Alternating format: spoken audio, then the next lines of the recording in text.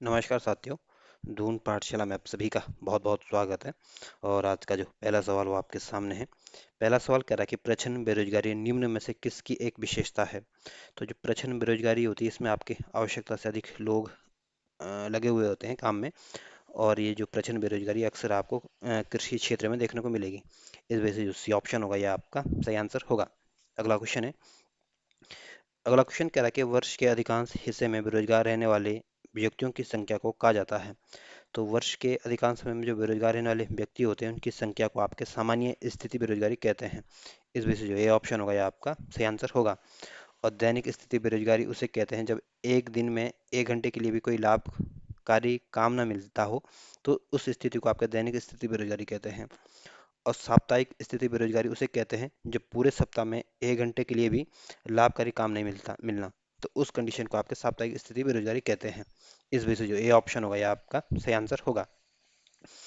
अगला क्वेश्चन कह रहा है कि बाजार में कार्य उपलब्धता और उपलब्ध श्रमिकों के कौशल के बीच बेमेल बेमेल होने के कारण उत्पन्न होने वाली बेरोजगारी कहलाती है। तो अगर बाजार में काम उपलब्ध है लेकिन श्रमिक भी उपलब्ध है, लेकिन उन श्रमिकों जो मजदूर होते हैं, श्रमिक होते हैं, उनके पास कौशल की अगर कमी है, तो उस स्थिति को आपके सृजनात्मक बेरोजगारी कहते हैं। तो जब आप में कौशल की कमी होती है और उस मार्केट में उस काम होता है लेकिन कौशल की कमी की वजह से आप बेरोजगार रह जाते हैं, तो इस स्थिति को आपके सृजनात्मक बेरोजगारी कहते हैं। इस वजह से जो डी ऑप्शन होगा ये आपका सही आंसर होगा।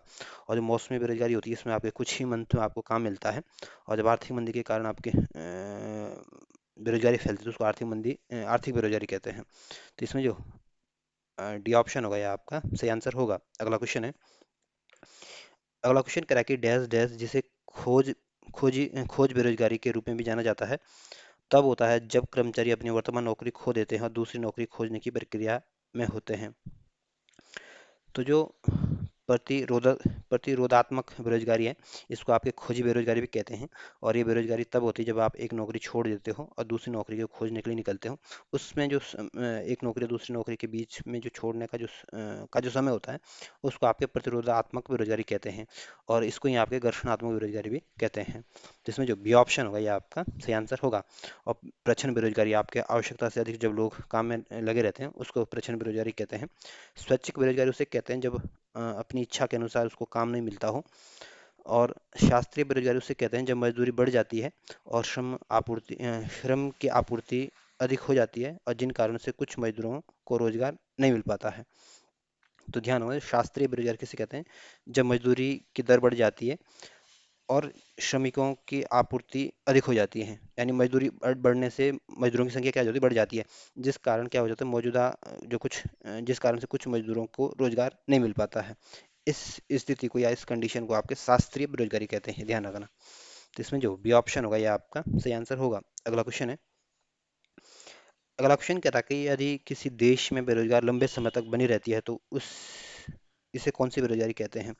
तो किसी भी देश में अगर बेरोजगारी लंबे समय तक रहती है तो उस स्थिति को आपके दीर्घकालिक बेरोजगारी के नाम से जाना जाता है। इस वजह से सी ऑप्शन आगा आपका सही आंसर होगा। और प्रतिरोधक आत्म बेरोजगारी उसे कहते हैं जब एक नौकरी छोड़ के दूसरी नौकरी को आप तलाश करते हैं। और टेक्नोलॉजी की वजह तकनीकी वजह से जब बेरोजगारी होती है तो उसको आपके प्रौद्योगिकी बेरोजगारी कहते हैं। तो इसमें सी ऑप्शन आपका सही आंसर है। अगला क्वेश्चन है। अगला क्वेश्चन कह रहा है कि भारत में गरीबी रेखा का निर्धारण कौन करता है। तो भारत में गरीबी रेखा का जो निर्धारण करता है ये आपके नीति आयोग करता है। और नीति आयोग की स्थापना आपके 2015 में की गई थी और इसको आपके योजना आयोग की जगह लाया गया था। इस वजह से जो डी ऑप्शन होगा ये आपका सही आंसर होगा। और जो लोकसभा है ये इसको उच्च सदन के नाम से भी जाना जाता है, नहीं, निम्न सदन के नाम से जाना जाता है, सॉरी। और इसका गठन आपको 1952 13 अप्रैल 1952 को किया गया था। जो राज्यसभा है ये आपका स्थायी सदन है और इसका भी गठन आपके 17 अप्रैल 1952 को हुआ था। तो पूछ सकते हैं कि लोकसभा का पहले गठन हुआ या राज्यसभा का। तो ध्यान रखना लोकसभा का गठन पहले हुआ था। तो इसमें जो डी ऑप्शन होगा ये आपका सही आंसर होगा। अगला क्वेश्चन कह रहा है कि अल्प विकसित देशों में गरीबी का मुख्य कारण क्या है। तो जो अल्प विकसित देश होते हैं इसमें जो गरीबी का जो सबसे प्रमुख कारण माना जाता है ये आय की असमानता इसमें बहुत ज़्यादा देखने को मिलती है। इस वजह से जो बी ऑप्शन होगा ये आपका सही आंसर होगा। अगला क्वेश्चन है। अगला क्वेश्चन कह रहा है कि भारत में निर्धनता के स्तर का आकलन किया जाता है। तो भारत में अगर निर्धनता का जो आकलन देखा जाता है आपके परिवार के उपभोग व्यय के आधार पर उसकी निर्धनता का आकलन किया जाता है या देखा जाता है। जिसमें आपका सी ऑप्शन जो होगा यह आपका सही आंसर होगा। अगला क्वेश्चन कह रहा है कि मुख्यतः गरीबी उन्मूलन हेतु निम्नलिखित में से किस प्रधानमंत्री ने मूल रूप से 20 सूत्री कार्यक्रम प्रारंभ किया गया था। तो इस 20 सूत्री कार्यक्रम जो था ये आपके गरीबी उन्मूलन से संबंधित थे और इसकी शुरुआत आपकी 1975 में की गई थी। और इसको जो भारत की जो पहली महिला प्रधानमंत्री थी श्रीमती इंदिरा गांधी जी, उनके द्वारा इस कार्यक्रम को या इस प्रोग्राम को चलाया गया था। इस वजह से जो डी ऑप्शन होगा यह आपका सही आंसर होगा। और जवाहरलाल नेहरू आपके भारत के पहले प्राइम मिनिस्टर थे और आराम हराम का नारा आपके जवाहरलाल नेहरू के द्वारा दिया गया था। लाल बहादुर शास्त्री भारत के दूसरे नंबर के मुख्य प्रधानमंत्री थे और लाल बहादुर शास्त्री जी ने आपके जय जवान जय किसान का नारा दिया था। तो इसमें जो डी ऑप्शन होगा यह आपका सही आंसर होगा। अगला क्वेश्चन कहता है कि किस राज्य में अत्यधिक कुपोषण के कारण भारत का इथोपिया कहा जाता है। तो जो मध्य प्रदेश है इसको भारत के इथोपिया के नाम से जाना जाता है क्योंकि यहाँ पे अत्यधिक कुपोषण के कारण इसको भारत का इथोपिया कहा जाता है। तो इसमें जो बी ऑप्शन होगा यह आपका सही आंसर होगा। और जो झारखंड है ये आपके 2000 में जब उत्तराखंड बना था 2000 में, तब उस समय इस राज्य को भी बनाया गया था और झारखंड की राजधानी आपकी रांची है। उड़ीसा आपकी 1936 में बिहार से अलग राज्य बना था और उड़ीसा की राजधानी आपकी भुवनेश्वर है। और बिहार आपका 1912 में राज्य बना था और बिहार की राजधानी आपकी पटना है। तो इसमें जो बी ऑप्शन होगा यह आपका सही आंसर होगा। अगला क्वेश्चन कह रहा है कि निम्नलिखित में से कौन सा एक सूचकांक भारत में गरीबी की तीव्रता का की माप का सबसे उपयुक्त है। तो भारत में जो गरीबी की तीव्रता का की जो माप का सबसे जो उपयुक्त पैमाना है ये आपके बहुआयामी गरीबी सूचकांक है। इस वजह से जो डी ऑप्शन होगा ये आपका सही आंसर होगा। और ये जो बहुआयामी गरीबी सूचकांक है ये आपके यूएनडीपी के द्वारा इसको प्रकाशित किया गया था और 2010 में इसको पहली बार प्रकाशित किया गया था। और बहुआयामी गरीबी सूचकांक में 10 तो संकेतक है और 3 इसमें आयाम है। ये 3 आयाम कौन कौन से हैं आपके, एक तो शिक्षा है आपका, दूसरा स्वास्थ्य है, तीसरा आपका जीवन स्तर है। इस वजह से जो डी ऑप्शन होगा यह आपका सही आंसर होगा। और जो मानव विकास सूचकांक है ये भी आपके यूएनडीपी के द्वारा इसको प्रकाशित किया जाता है। और मानव विकास सूचकांक सबसे पहले 1990 में इसको प्रकाशित किया गया था। और मानव विकास सूचकांक में भी आपके 3 मानकों पर ये आधारित होता है, शिक्षा, स्वास्थ्य और आपका जीवन स्तर। और जो लिंग असमानता सूचकांक है ये भी आपके यूएनडीपी के द्वारा इसको प्रकाशित किया जाता है। और लिंग असमानता सूचकांक को पहली बार आपके 2010 में जो पहली बार इसको एचडीआई की रिपोर्ट में इसको पेश किया गया था। इसमें जो डी ऑप्शन होगा यह आपका सही आंसर होगा। अगला क्वेश्चन है अगला क्वेश्चन कह रहा है कि निम्नलिखित में से कौन सा कार्यक्रम ग्रामीण भारत की गरीबी दूर करने से संबंधित है। तो आईआरडीपी की स्थापना आपके 1978 में की गई थी और आईआरडीपी का पूरा नाम है आपका इंटीग्रेटेड रूरल डेवलपमेंट प्रोग्राम है और इसका गठन आपके 1978 में किया गया था और ये आपकी गरीबी उन्मूलन से संबंधित है। टाइसम की शुरुआत आपके 1979 में की गई थी और ये भी आपकी गरीबी उन्मूलन से संबंधित है। और नेशनल रूरल एम्प्लॉयमेंट प्रोग्राम की शुरुआत आपके 1980 में हुई थी और ये भी आपके इसने भी आपकी गरीबी को दूर करने के लिए इसको चलाया गया था। तो ये सारी योजनाएं जो थी आपकी गरीबी को दूर करने के लिए चलाई गई थी। इस वजह से जो डी ऑप्शन होगा ये आपका सही आंसर होगा। अगला क्वेश्चन है अगला क्वेश्चन कह रहा है कि भारत में नगरीय गरीबी की जड़ें ग्रामीण क्षेत्रों में नियत हैं। तो पहला कथन बिल्कुल ठीक है, जो भारत में जो नगरों की जो गरीबी है इसकी जड़ें आपके ग्रामीण क्षेत्रों से जुड़ी हुई है। इस वजह से पहला कथन ठीक है। दूसरा कथन कह रहा है ग्रामीण क्षेत्रों में शिक्षा का स्तर नीचा है। तो कारण भी बिल्कुल ठीक है, जो ग्रामीण क्षेत्रों में शिक्षा का लेवल जो है थोड़ा कम है शहरी क्षेत्रों की तुलना में। तो कथन और कारण दोनों ही ठीक है लेकिन ये एक दूसरे की व्याख्या नहीं कर पा रहा है। इस वजह से जो बी ऑप्शन होगा यह आपका सही आंसर होगा। अगला क्वेश्चन है अगला क्वेश्चन कह रहा है कि बहुआयामी निर्धनता सूचकांक में किसको शामिल किया जाता है। तो बहुआयामी निर्धनता सूचकांक जो है ये आपके यूएनडीपी और ओपीएचआई के ओपी ओपीएचआई द्वारा इसको संयुक्त रूप से इसको प्रकाशित किया जाता है। और बहुआयामी निर्धनता सूचकांक में आपके स्वास्थ्य को भी देखा जाता है, शिक्षा को भी देखा जाता है और जीवन स्तर को भी देखा जाता है। इन तीनों आयामों को देखकर आपके बहुआयामी निर्धनता सूचकांक जारी किया जाता है। इस बेस पर इनको जारी किया जाता है। तो ये तीनों इसमें शामिल है, इस वजह से जो डी ऑप्शन होगा यह आपका सही आंसर होगा। अगला क्वेश्चन कह रहा है कि भारत में निर्धनता अनुपात घट रहा है क्योंकि।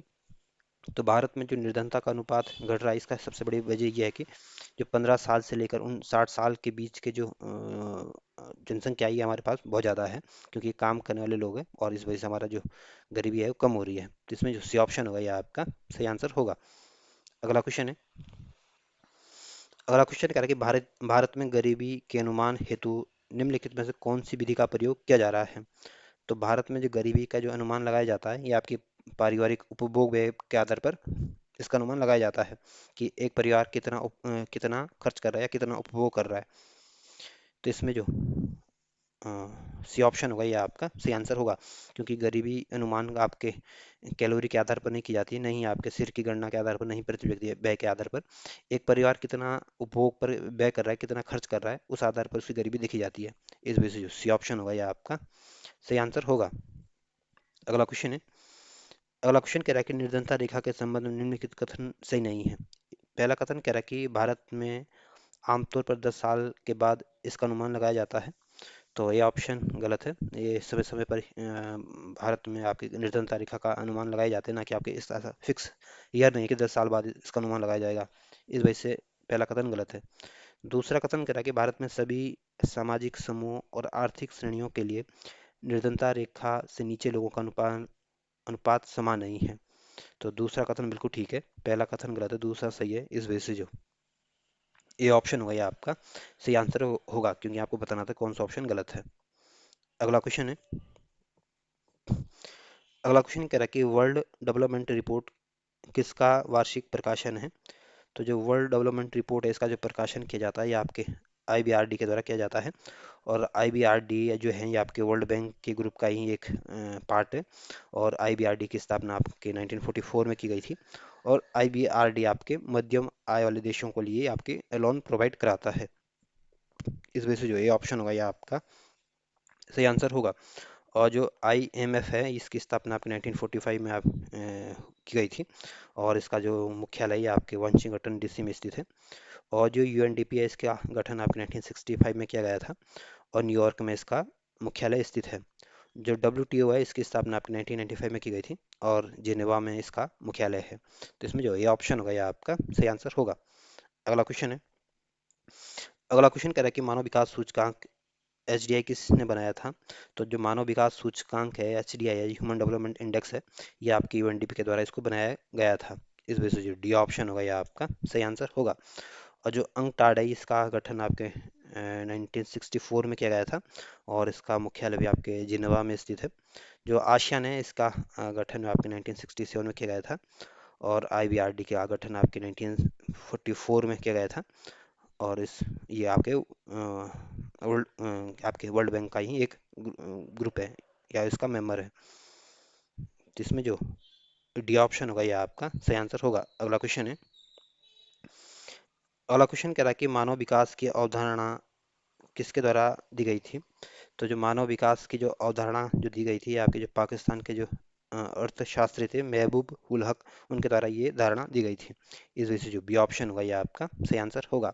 और महबूब महबूब उल हक के जो सहयोगी रहे थे, ये आपके भारत के जो प्रसिद्ध अर्थशास्त्री रहे थे अमर्त्य सेन, ये भी इसमें शामिल थे, इनके इसमें सहयोगी थे।